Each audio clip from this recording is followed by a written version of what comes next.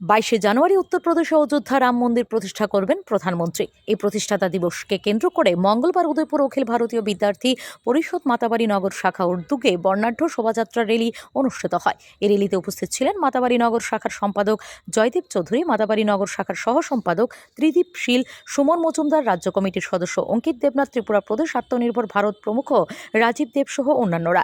এদিন এই র্যালিতে রাম, লক্ষ্মণ, সীতা ও হনুমান সাজিয়ে যাদের অংশগ্রহণ করানো হয়েছে, র্যালিতে তাদের উপস্থিতিতে আরও নান্দনিক হয়ে ওঠে এই ধর্মীয় র্যালিটি।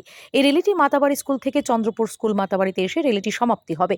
এই অনুষ্ঠানে বিভিন্ন স্কুলের ছাত্রছাত্রী ও অভিভাবক অভিভাবিকাদের উপস্থিতি ছিল বেশ সাড়া জাগানোর মতো।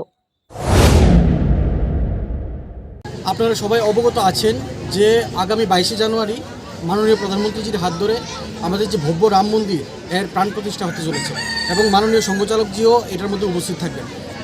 এই উৎসবকেই কেন্দ্র করে আজকের দিনে আমরা গোমতী জেলার মাতাবাড়ি নগর শাখার উদ্যোগে, অখিল ভারতীয় বিদ্যার্থী পরিষদ নগর শাখার উদ্যোগে আমরা এই বিশাল র্যালির আয়োজন করেছি এবং আমরা এই র্যালির মাধ্যমে বার্তা দিতে চাই যে আজকের দিনে যে আমাদের অযোধ্যাতে যে রাম মন্দির, ভব্য রাম মন্দির তৈরি হয়ে গেছে, সেই রাম মন্দিরটা বিগত দিনে আমাদের মতো যারা হিন্দু সমাজ আছে, আমাদের মতো ছোটো ছোটো কার্যকর্তারা তাদের বাড়িতে গিয়েছিল এবং তাদের থেকে নিধি সংগ্রহ করেছিল।